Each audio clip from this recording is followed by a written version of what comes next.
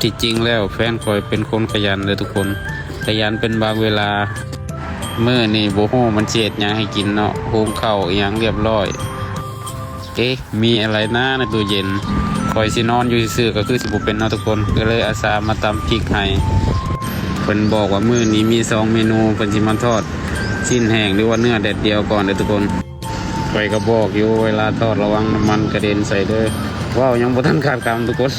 น้ำมันกระเด็นใส่มันตอนนี้ก็แล้วไป1 เมนูเลยเด้อทุกคนมันบอกยังเหลืออีกเมนูหนึ่งกำลังส้มอยู่ดีๆทุกคนโบไหวน้ำมันกระเด็นใส่เนาะกลับไปนอนต่อคือเก่า สุดท้ายมันก็ต้องใส่คอยมาเฮ็ดแทนมันคือเก่าทุกคน